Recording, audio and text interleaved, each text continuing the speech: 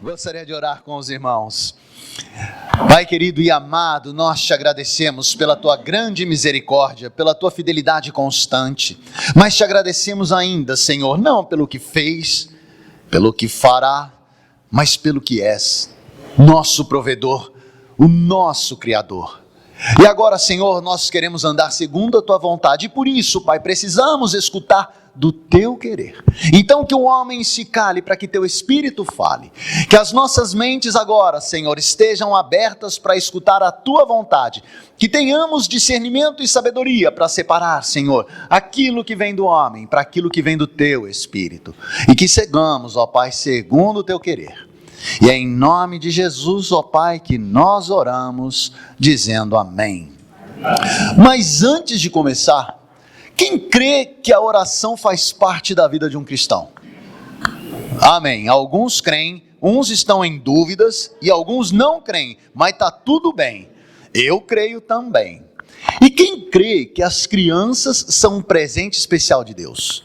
Agora a aceitação foi maior. Estou melhorando nas minhas perguntas, estou ganhando meu público. E quem acha que orar pelas crianças é manifestamente caminhar com Deus? Eu creio. Então agora eu vou te convidar, meu irmão, a orar pelas crianças. Né? Eu sei que nós temos um presente especial. 2, é que o outro sumiu. Tá vestido, né? Tá para a guerra.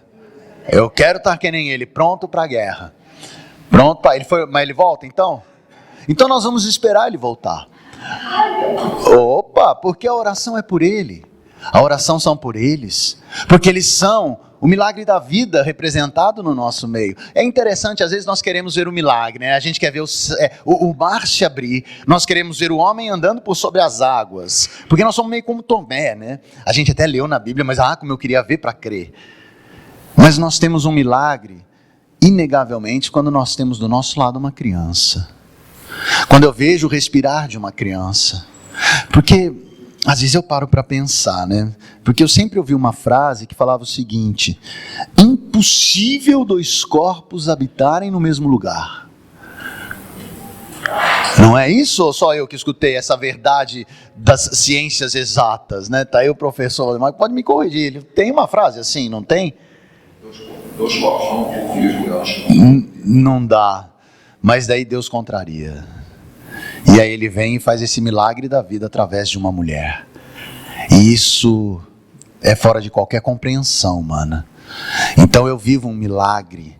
Todas as vezes que eu vejo uma criança, eu vejo ali a representação clara de Deus. Então eu quero orar por isso. Eu quero orar pelo presente que eu estou tendo nessa manhã, de ver esses 2 milagres pertinho de mim. Então eu estou vendo muito mais do que um mar se abrir. Eu estou vendo muito mais do que um homem caminhando por sobre as águas. Eu estou vendo respirar.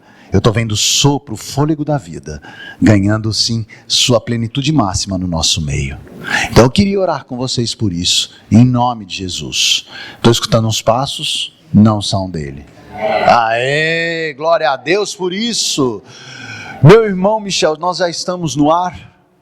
Então, meu irmão, você que nos acompanha pela internet, viva também essa plenitude, guarda bem esse milagre, e todas as vezes que você visualizar ou se lembrar de uma criança, agradeça a Deus. Eu te convido a orar comigo. Pai, nós te agradecemos agora, nesta oração em especial, pelas crianças, Senhor, por estes presentes que o Senhor nos dá. A tua palavra diz que quando teu filho caminhou por entre nós, ele disse: deixe com que eles venham, porque deles é o reino, porque deles é o céu, porque o paraíso está sendo habitado por eles. Obrigado, Senhor, por nos dar esta chance, esta oportunidade única de agradecer pelas nossas crianças, de te adorar pelas nossas crianças, que possamos, ó Pai, fazer o melhor em favor das nossas crianças, como se elas fossem nossas. Nunca foram, nem nunca serão, mas que possamos, ó Pai, ser instrumentos hábeis para que elas tenham a plenitude da intimidade contigo, por quanto entre nós elas estiverem. Guarda esta igreja, Senhor, guarda esta comunidade, para que eles entendam este milagre, para que eles vivam em plenitude este querer. Abençoa-nos, ó Pai, nos dando em todo tempo a oportunidade de te agradecer pelas nossas crianças. E é em nome de Jesus que oramos. Amém. Amém. O pastor Madozinho me repreendeu ali, me exortou, né? Falou assim: você fez uma planilha lá, uma escala que não dá para ver o tema, porque o tema mudou. Verdade, vencemos semana passada um tema que mais de um ano nos absorveu, né? Que era em cada domingo a leitura de um livro da Bíblia, ou a compreensão de um livro, e terminamos semana passada o Apocalipse, né? Que na minha compreensão não é um livro de juízo tão e somente, mas é um livro de esperança. Mas terminamos, e agora uma nova empreitada, uma nova jornada nos temas da Igreja Bíblica. E não seria nada melhor do que começar falando sobre uma nova vida. Uma nova vida. Porque, em regra, é isso que nós buscamos, né? Uma novidade de vida. Uma vida agora com experiência, com uma força sobrenatural. Porque eu quero ser muito mais do que um herói. Eu quero ser um herói da fé. E para isso eu tenho que ter uma nova vida. Agora, é difícil eu entender essa nova vida quando eu começo a perceber das minhas limitações. Porque eu sou limitado. Eu sei que não parece, né? Porque vocês veem esse homem forte, bonito, elegante, cheiroso. Fala outra qualidade aí, professor. Eu sou tudo isso. Humilde, né? Perfeito, assim, enfim, né? Mas eu tenho tantas limitações. Eu tenho tantas falhas. Eu tenho tantas impossibilidades. Que a hora que eu vejo, eu nem sei como ainda vivo estou. Porque, sendo bem sincero, até o ar que eu puxo não é movimentado pelo meu querer. É Deus que manifesta essa possibilidade do fôlego da vida ainda continuar existindo na minha existência. Então eu sou um nada, a bem da verdade. Eu sou um cisco, eu sou uma poeira, que com qualquer vento mais forte se desfaz. Então como eu posso falar em ser um herói, principalmente um herói da fé, se às vezes eu preciso ver para crer? Se às vezes eu preciso ver alguém andando por sobre o mar para entender que Jesus consegue fazer tudo isso, porque só por ler a palavra às vezes não me dá aquela ideia real do extraordinário de Deus. Agora, uma nova vida, pelo menos uma nova vida com Cristo, tem que significar uma diferença. Já o nome me diz, é uma nova vida. Mas o que é uma nova vida? Como eu consigo ter a plenitude de uma nova vida? Como é ser um cristão de verdade, carregando essa nova vida? Bom, existem inúmeros versículos que poderiam me dar essa deixa. E eu peguei 2 em especial. E um é para já mostrar para vocês o significado disso. Então guarda bem, meu irmão, guarda bem você que nos acompanha, porque se você não acreditar em qualquer um destes detalhes que nós vamos falar agora, você não tem a plenitude dessa novidade de vida. Então você quer ser um cristão verdadeiro? Alguns vão dizer que sim, outros estão em dúvida, aquela mesma história. Mas se você quer ser, tudo que falarmos a partir de agora tem que ser uma verdade inquestionável para você. E não é porque eu estou falando, porque na verdade eu não vou falar é nada. Eu vou ler a palavra do meu Criador. E a primeira está em Gálatas. Gálatas, uma carta que Paulo escreveu, a gente já viu o livro de Gálatas, não vou repetir nada sobre ele, mas no capítulo 2, versículo 20, Paulo traz uma informação interessante. E olha que complexo ou que diferente tudo isso, né? Se você quiser abrir, você vai ver que Paulo, ele estava passando ali por um momento difícil. Porque ele estava confrontando um dos maiores daquele momento. Ele estava batendo de frente com Cefas. Quem seria Cefas, senão Pedro? Aquele que caminhou com Cristo, aquele que teve uma palavra forte de Cristo antes da ascensão. Isso vira e fala: Pedro, você vai ser o formador da minha igreja, cara, você vai ser um dos caras. Então Pedro, que era respeitadíssimo no meio ali, ele foi exortado por Paulo.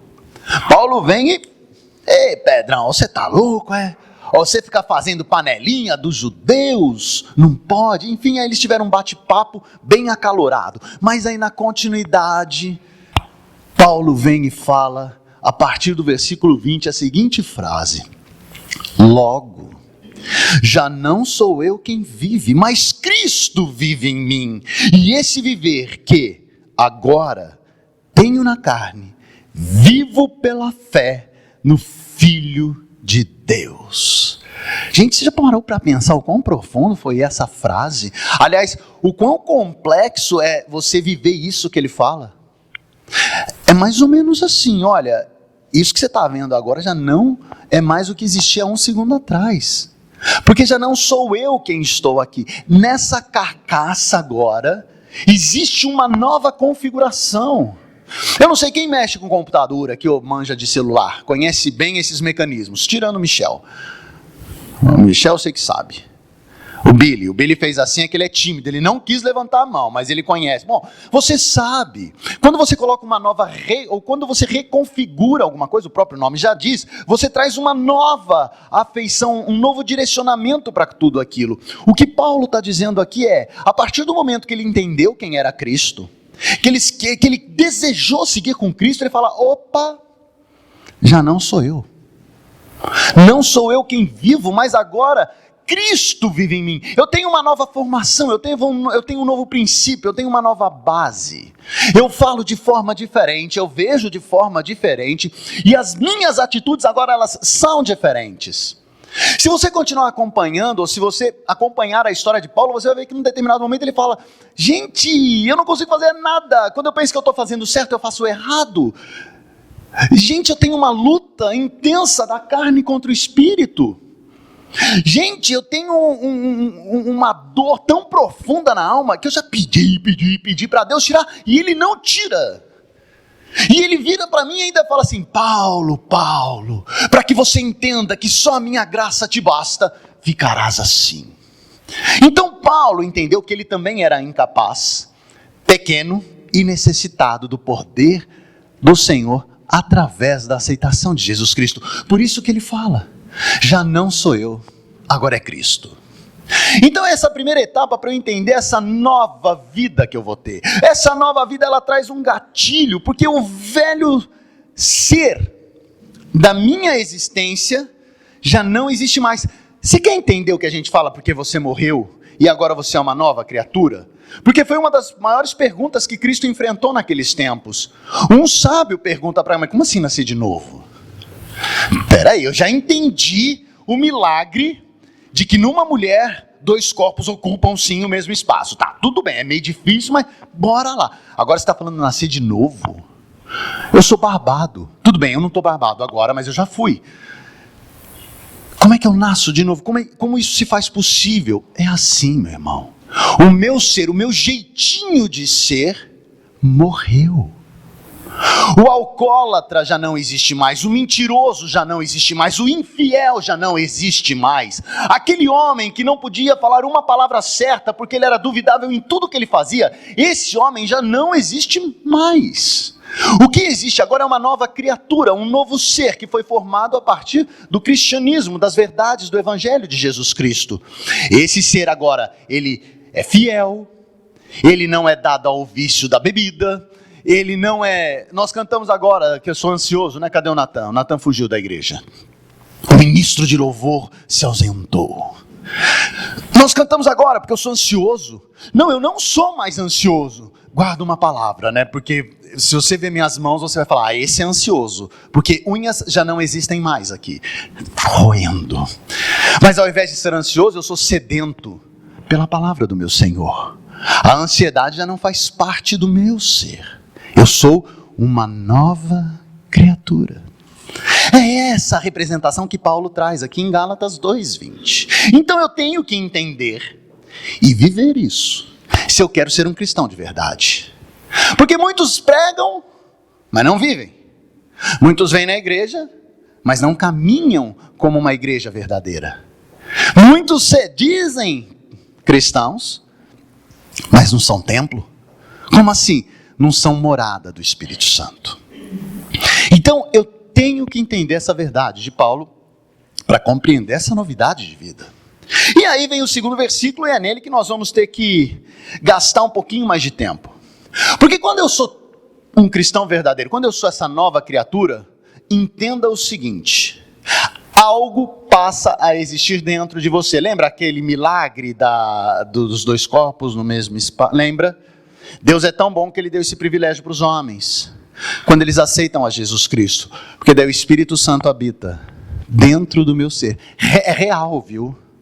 Não é uma ilustração, não é uma metáfora, é literal. O Espírito Santo está aqui. Eu tomo posse dessa verdade. Se você toma também, segura, porque é assim que é. E quando o Espírito Santo habita, olha só a transformação. É uma mutação. Eu até fiz uma brincadeira com o meu tratamento, né? Não sei quem viu. Eu falei, olha, eu sou um mutante. Por algumas coisas, mas eu já sou um mutante. Porque tem algo novo dentro de mim. Romanos 8 fala sobre isso. Depois você leia Romanos 8, ele fala assim, olha, você vai ser fortalecido pelo Espírito que agora habita em você. O Espírito Santo te fortalece para seguir nessa nova empreitada. Porque não é fácil. E como eu sei que não é fácil, e agora nós vamos para esse segundo capítulo, esse segundo versículo da palavra de Deus, que está em outro livro de Paulo também, que é Efésios, capítulo 4, a partir do versículo 1. Vou ler com os irmãos e depois nós vamos pontuar algumas indicações, são 5 indicações dessa nova vida. Efésios 4, versículo 1 diz assim: rogo-vos, pois, eu, o prisioneiro no Senhor, que andeis de modo digno da vocação a que fostes chamados, com toda a humildade e mansidão, com longanimidade, suportando-vos uns aos outros em amor, esforçando-vos diligentemente por preservar a unidade do Espírito no vínculo da paz. Há somente um corpo e um Espírito, como também fostes chamados numa só esperança da vossa vocação. Há um só Senhor, uma só fé, um só batismo, um só Deus e Pai de todos, o qual é sobre todos, age por meio de todos e está em todos. Amém. Gente, que frase fantástica, que maravilhosa palavra de Deus, estes simples versículos de Efésios. Porque aqui eu percebo que é ser cristão verdadeiro. Aqui eu começo a entender o que Paulo viveu, o que Pedro viveu, o que João viveu quando eles estavam na plenitude do cristianismo. Aqui eu começo a entender o que é ser um herói da fé. Se você pegar, em Hebreus existe lá a categoria dos heróis da fé. Você vai vendo o nome dos caras que fizeram e das mulheres que fizeram acontecer no mundo pela fé que eles tinham. Por conta da fé de um, o mar se abriu. Por conta da fé do outro, existiu uma geração que fez um povo inteiro. E esse povo veio de uma mulher estéril, que já tinha quase 100 anos de idade. Que fé é essa? A mulher não podia ter filho, irmão. Além de não poder ter filho, ela já tinha uma idade aonde a madre, que significa isso? A mulher já não tem condições, mesmo a que tinha já não tem mais. Pela fé desse homem, dali nasceu um povo inteiro. Um povo tão numeroso que se você olhar para o céu hoje à noite, aqui em São José o céu é limpo à noite? Uma dúvida que eu tenho. Sim, dá para ver as estrelinhas do céu? Mas depende do dia. Pega um dia que você possa ver as estrelas. Tente contar cada uma delas. E se você tiver sucesso, ainda assim você não conseguiria contar o número dos judeus que Deus plantou nesta terra por conta da fé deste homem. Uau! Que fé é essa? Que fé é essa? É um herói da fé. Uma mulher que então se aproxima de um imperador, que pelo poder e pela maldade que tinha, até os mais próximos eram temerosos de entrar na sala dele. Só entravam quando eles eram convidados, mas ela tinha que entrar, porque senão o povo seria eliminado. Ela entra, fala com o imperador e Deus livra um povo de uma extinção. Uma heroína da fé. Você quer ser assim? Eu quero. Eu quero ser herói da fé. Então vamos entender o que Paulo diz aqui, nestes simples versículos, numa leitura que às vezes passa até desapercebida por cada um de nós. A primeira ideia, meu irmão, se você quer ser um herói da fé, é que você se torna um prisioneiro. Epa, como assim, meu irmão? O herói não fica preso. Mas eu sou um prisioneiro de Cristo, por Cristo e com Cristo. Se você pegar a história de Paulo, mais uma vez, voltando para a história deste herói da fé, ele passou anos finais de sua vida em prisões. Ele ficou preso em Cesareia, depois ficou preso em Roma e aí perdeu a sua vida em favor do nosso Senhor Jesus Cristo, mas ele ficou em prisões. Mas não é dessa prisão que eu falo. Eu falo de uma prisão onde a tua carne não vai mais ser o teu dono. É simples assim. Olha, todos sabem aqui das minhas dificuldades, pelo menos das maiores, aquelas que eu tenho coragem de confessar, porque existem dificuldades que não, ficam só no sigilo com o Pai, porque eu sou tão envergonhado por elas, que eu ainda não tive coragem de compartilhar com a comunidade, mas são tantas. Sabe o que significa ser prisioneiro com Cristo? Significa que essas minhas vontades, esses meus desejos, eles não vão mais demandar nas minhas ações. Eu tenho às vezes ansiedade, aí eu posso falar assim que é ansiedade de uma bebida. Eu gosto, meu irmão. Não é que o meu organismo pede, eu gosto. O sabor da pinga. E ó, como eu sou pobre, né? Eu gosto de pinga, né? Não é nem de uísque. Podia ser uísque, né? Ou vinho, porque daí eu seria chique. Não, mas eu gosto de pinga. Às vezes o meu organismo pede, porque eu estou ansioso pela pinga. Mas a minha carne já não manda mais em mim. É o Espírito Santo que fala: não vos embriagueis com vinho, aonde há dissolução, mas enchei-vos do Espírito. E aí, quando vem essa vontade, agora bebo, não bebo, eu vou lá para a palavra. Eu falo: nada, agora eu sou uma nova criatura, porque agora Cristo vive em mim. É isso. Isso é ser prisioneiro de Cristo. Ser prisioneiro de Cristo significa seguir com Ele em todo o tempo. Significa andar com Ele de todas as formas. Significa não ter medo do que o mundo vai dizer. Porque o mundo vai dizer que você tem que se dar bem na vida. E não é isso, meu irmão. Eu fico vendo às vezes jogo de futebol. Eu gosto de jogo de futebol. Às vezes eu fico vendo jogo de futebol e tem as propagandas. Só aparece propaganda das pessoas se dando bem. Não aparece propaganda de ninguém se dando mal. Aparece que para você ser um cara feliz, você tem que ter o carro do ano, ou você tem que ter o celular do ano, ou você tem que ter a roupa do ano. Será que é isso que assegura a minha felicidade? Será que é o emprego que assegura o meu pão? Porque se for assim, a nossa fé, ela está sendo direcionada para o caminho errado. Porque a minha provisão vem do Senhor. Nunca foi do meu trabalho. Nunca foi. Porque a minha manutenção de vida vem do Pai. Nunca foi do homem. Nós passamos por uma situação terrível, onde as pessoas perderam a vida porque não conseguiam respirar. Ué, cadê as máquinas do homem? Cadê a ciência e a tecnologia do ser humano? Não conseguiu dar ar? Por quê? Porque quem dá o fôlego da vida é o Pai. Então eu tenho que entender isso. Seguir com Cristo, independente do que o mundo fala. E na continuidade ele vem e fala assim: olha, além de você caminhar com Cristo, você tem que também andar de modo digno. Porque é difícil realmente você entender uma pessoa que diz andar com Cristo. Eita, meu irmão, você vê o Insta dela, misericórdia. Agora tem alguns irmãos que são cuidadosos. Ele tem 2 Instas. Um ele compartilha com a comunidade, o outro, misericórdia. Porque no outro ele sensualiza. Ele faz as dancinhas, sabe? É que eu não sei muito bem os passos. Porque ele põe roupa de menos ao invés de pôr uma roupa adequada. Porque ele sensualiza, porque ele direciona ali os desejos da carne pelos quais ele deu vazão. Ô meu irmão, tudo bem, o mundo mudou, mas a sensualidade é a mesma. Com todo o respeito do mundo, meninas e meninos, cuidado com o que você posta. Cuidado com o que você posta. Meninas, eu sei que vocês já sabem, mas só para recuperar, para reforçar na mente, o homem é direcionado pelo olhar. É simples assim.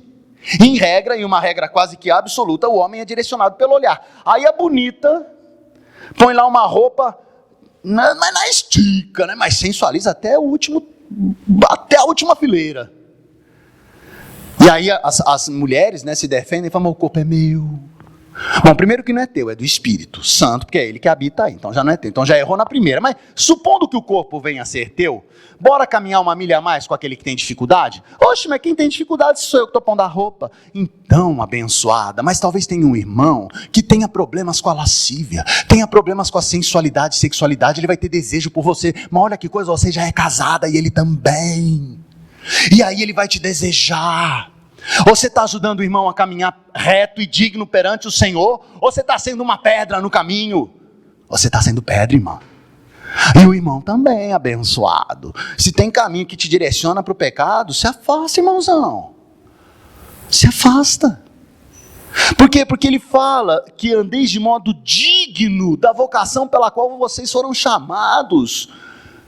Ô meu irmão, não caia no argumento do mundo que diz que Cristo aceitava essas projeções. A gente ouve cada bobagem, cada absurdo. Sabe, com todo respeito, eu amo os homossexuais. Amo até a última gota do meu ser. Mas eu não posso permitir a homossexualidade. A prática disso é pecado. É um pecado que foi combatido pela palavra de Deus antes do Novo Testamento, e no Novo Testamento foi combatido severamente. Eu não posso entender que a sensualidade está liberada dessa forma. Minha irmã, tu quer ser sensual? Está autorizadíssimo por Deus, mas para o teu marido. É para ele que você vai vestir aquela roupa, e está tudo bem. O meu palavreado, sabe, tem que ser digno diante do meu Senhor. Eu não posso falar qualquer coisa, eu não posso sair por aí jogando as palavras aleatoriamente, eu tenho que ser bênção. O que você tem falado? O que vocês têm falado? Olha, vou dar um recado muito claro aqui, viu? Nós estamos perto das eleições agora. O Brasil vai tomar um novo rumo. Não sei o que vai dar. Uns criticam, nós temos duas alas bem fortes, ao que tudo indica, né? E eu não vou falar nome porque eu não sou partidário de ninguém. Mas nós temos uma ala de cá e uma ala de cá. Os de cá amaldiçoam os de cá, e os de cá amaldiçoam os de cá. É um negócio de amaldiçoar para tudo que é lado. Que tal você orar, ao invés de amaldiçoar? Você entende que determinada pessoa tem falhado? Ora. Acho que preguei aqui sobre Paulo, né? Enquanto ele estava preso pelos romanos, algemado pelos soldados, ele não os via como soldados, mas ele os via como almas que precisavam da intercessão dele. Bora orar? Andar de modo digno? Porque é o que Paulo fala, que você tem andado de modo digno, meu irmão. Uma nova vida. Porque senão, então está na hora, Deus te chama. O terceiro, ele fala em humildade, com toda humildade e mansidão. Você é humilde? Como um cristão verdadeiro, como um homem que segue a Jesus Cristo, você é humilde? Até a brincadeira que nós fizemos aqui, né, quando eu comecei a falar sobre as minhas qualidades, embora todas elas sejam verdadeiras, opa, não gostei da risada. Gente, Cristo foi humilde em tudo. Ele tinha e tem poder para tudo. Para tudo. Mas ainda assim, olha como Cristo é maravilhoso, como Deus é fantástico. No momento crucial do julgamento de Jesus Cristo, no momento crucial, o imperador vira e fala para ele assim: você sabe quem eu sou? Eu sou o cara que pode te libertar. Me fala uma palavra que eu te liberto. Sabe por que o imperador falou isso? A minha interpretação da palavra, tá? Bom, primeiro eu tenho que entender quem era aquele imperador e quem era a mulher dele. A mulher dele ajudava Jesus. Ela tinha paixão por Jesus. Ela dava dinheiro para Jesus. Quando ela soube que Jesus ia ser julgado pelo maridão, o que você acha que ela fez? Ela ficou quietinha? Ou ela teve uma conversa com o maridão? Bom, pela risada eu já sei a interpretação das meninas. Não, conversei sim. Como eu falei com aquele homem. Falei, não julga esse cara. Liberta Jesus. Não condena este homem, porque se você assim o fizer, nós teremos um problema muito sério. E ele, que era um cara racional dentro da articulação do mundo, falou: mozão, o povo está gritando para eu condenar ele. Se eu não condenar é que nós vamos ter um problema. Aquela mulher ligeira, que Deus fala, né, que a varoa veio para quê? Para abençoar o varão, né, que não consegue andar sozinho. Então ela ligeira falou assim: você não está entendendo. O negócio com Jesus é mais profundo do que você imagina. Não condena! Então ele queria fazer de tudo para libertar Jesus, para não ficar escutando a mulher. Mas não teve jeito. Ele condenou Jesus Cristo. Mas bastava para Cristo dar uma palavra. Só uma palavra, ele estaria liberto da cruz. Mas em humildade, o que ele fez? Vou para o madeiro. Porque essa é a esperança que eu vou entregar para cada um. Porque essa é a vontade do meu Pai.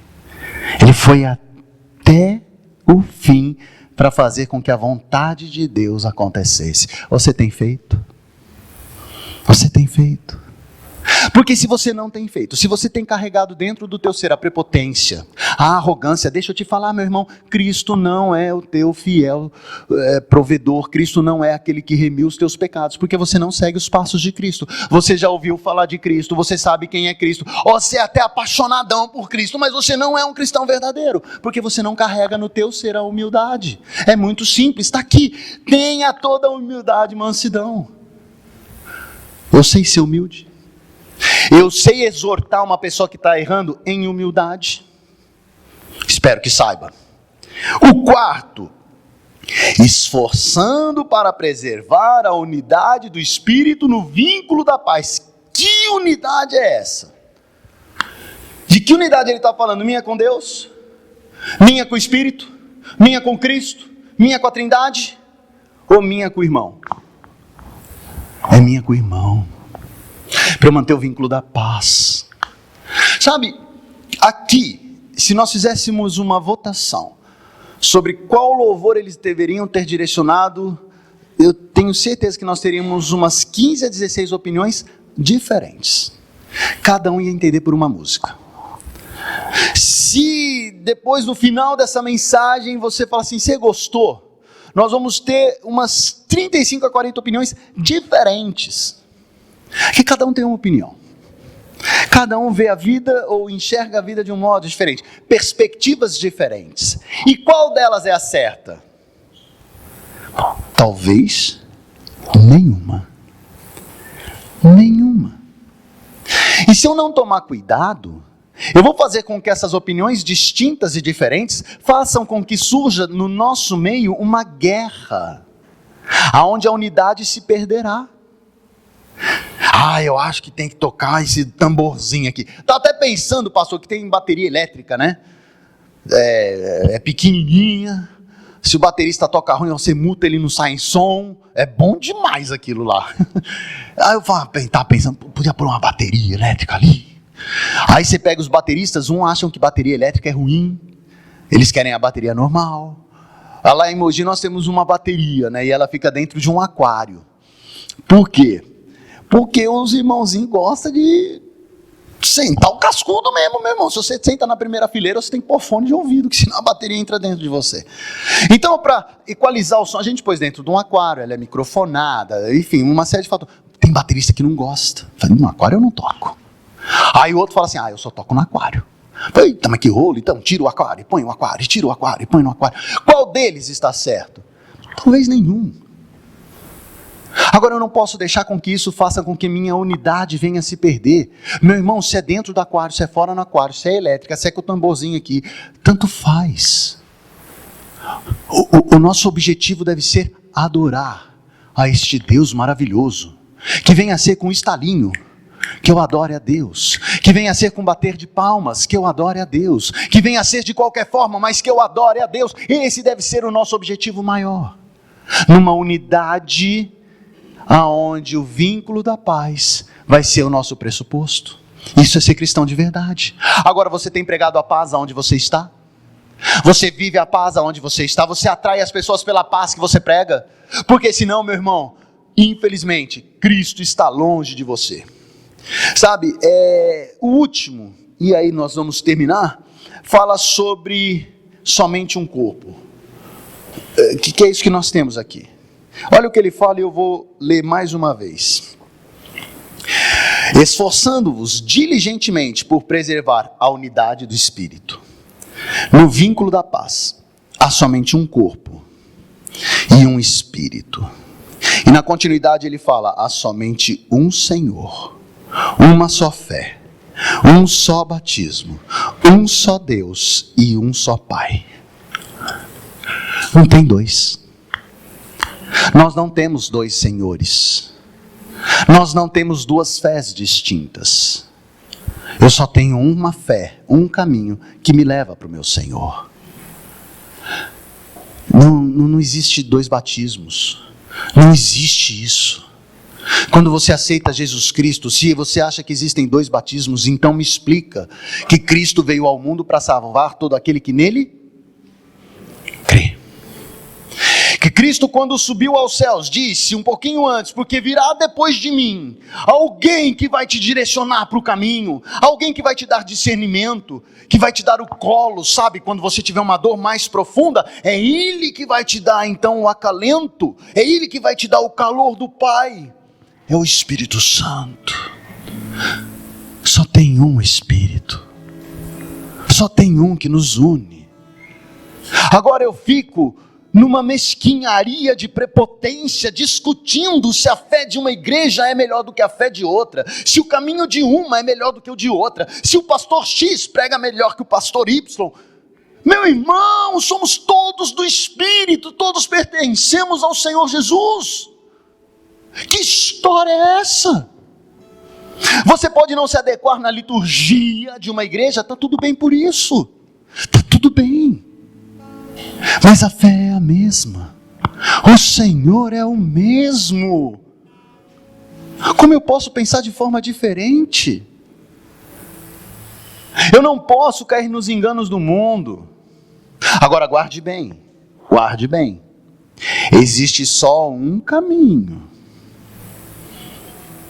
A minha unidade como igreja não pode se dar para com igrejas que pregam o distanciamento de Jesus. E esse caminho se chama Jesus. E com todo respeito, vou repetir aqui o que falei semana passada. Esse caminho não é Maria. Maria não é minha intercessora. Nunca foi e nunca será. Uma mulher santa. Uma mulher que por ela veio o Filho de Deus, escolhida pelo Pai. Oh, glória a Deus por Maria. Mas ela não intercede em meu favor. Ela está esperando o julgamento. Como todos os demais. A minha fé não é por Paulo. Um herói. Se eu pudesse andar 1/5 do que Paulo andou. Que fé é essa? Mas Paulo não intercede por mim. Ele está esperando o julgamento. A minha fé não é de Pedro, não é de Moisés, não é de Abraão, não é de Davi. A minha fé, ela se vale por conta de Jesus. É nessa igreja que eu finco os meus pés. É nessa igreja que eu estou na unidade. É para essa igreja que eu, com todas as minhas forças, clamo e luto. Então eu não vou me unir com uma igreja que prega caminhos diferentes. Ponto. Mas nas demais, são só placas. São só placas. Eu tenho que entender isso para ser um templo vivo do Espírito Santo. O que nos falta para entender, meus irmãos? O que nos falta para caminhar nessa nova vida, meus irmãos? É um só Espírito. É uma só esperança. Qual é a nossa esperança, senão a certeza da vida eterna? E não é? E não é? Qual não deve ser a nossa firme convicção de que existe um só Senhor?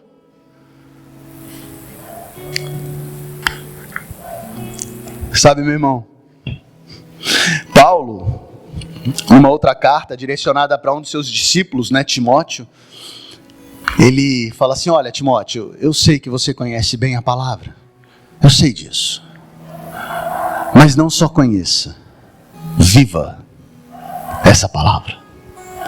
Viva essa palavra. Sabe de onde vem a nossa força? Daqui, ó. Da palavra de Deus.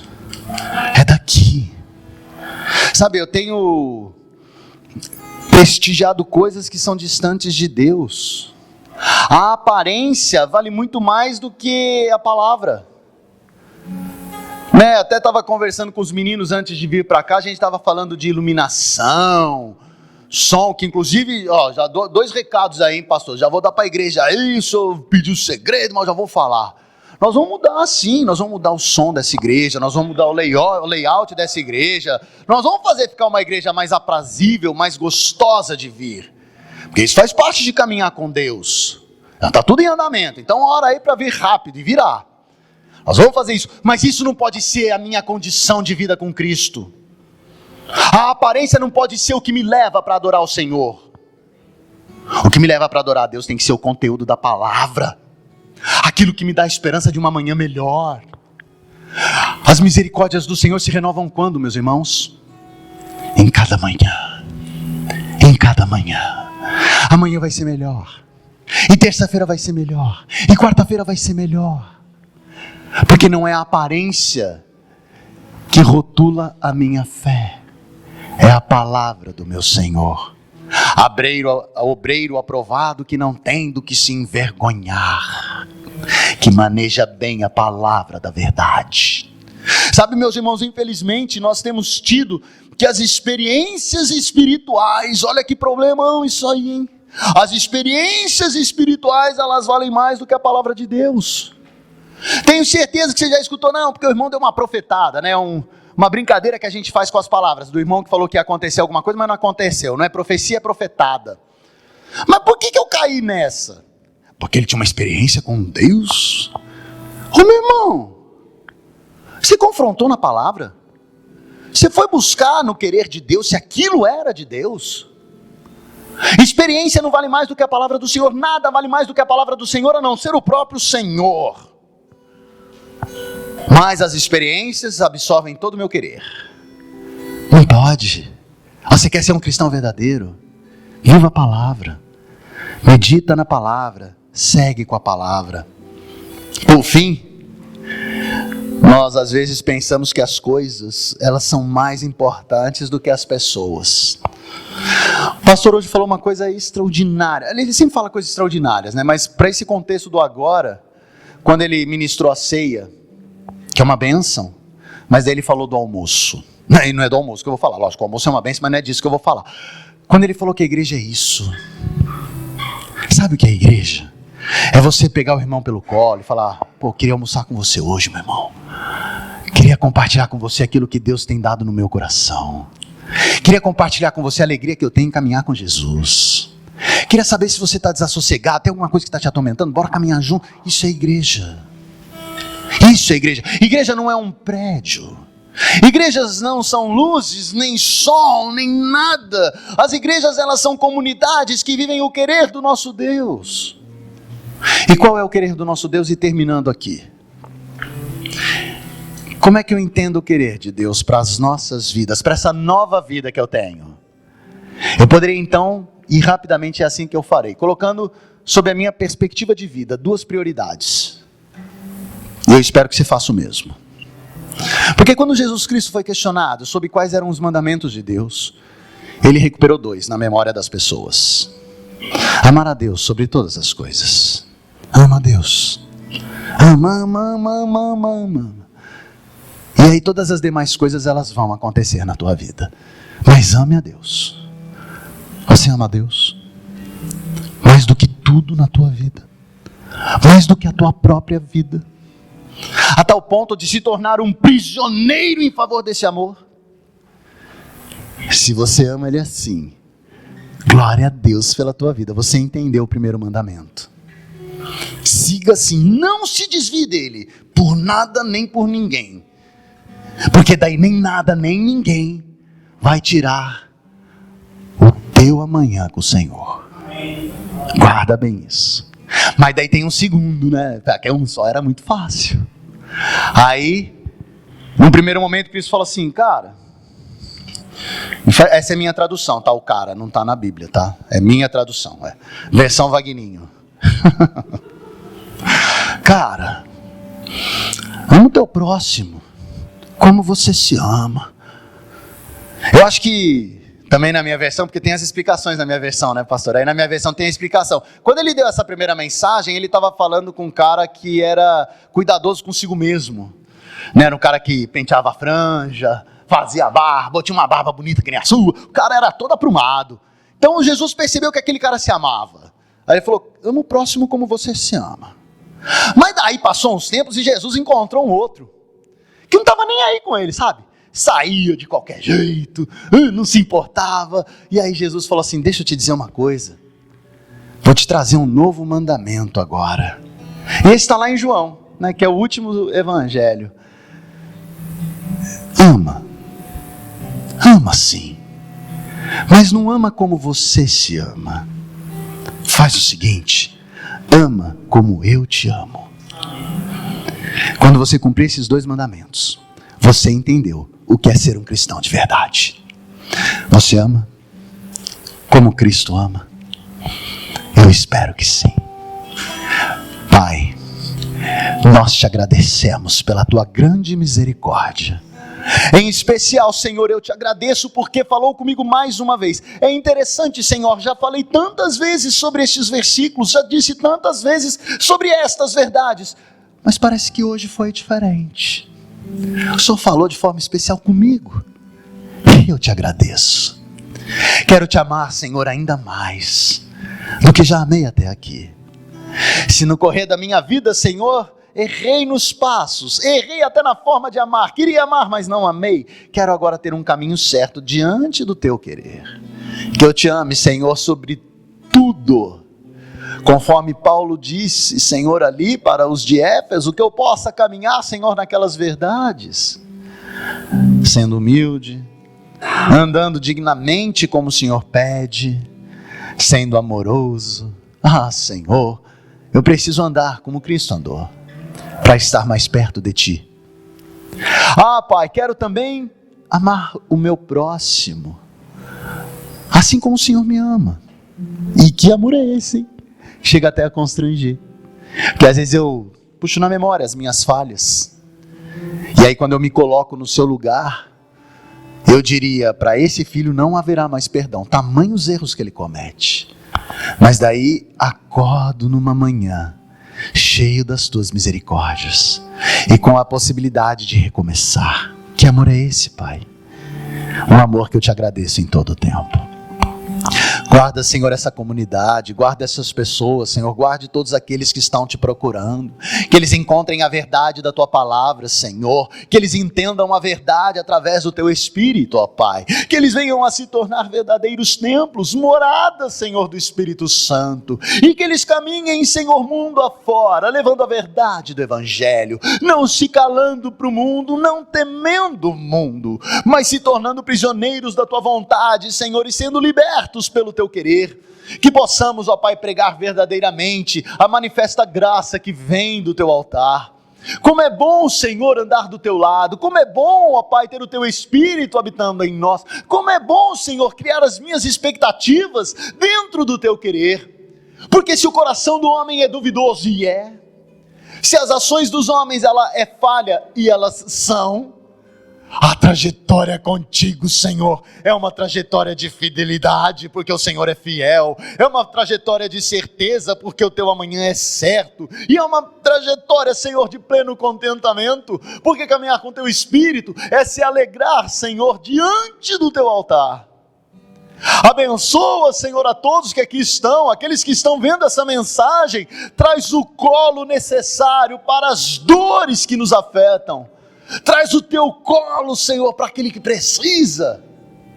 Mas para todos, ó Pai, traz a certeza de um amanhã infinitamente melhor quando estivermos contigo. E que os nossos passos, ó Pai, venham a ser dos verdadeiros adoradores. Aquele pelos quais Jesus em João disse que o Senhor tanto procura. Que o Senhor os encontre aqui, em nossa trajetória. As nossas orações, Senhor, declaram o nosso pedido. Sabemos que a tua vontade é soberana, mas se possível, ó Pai, diga sim para cada um desses pedidos. Em nome de Jesus, nosso Redentor, que dizemos amém.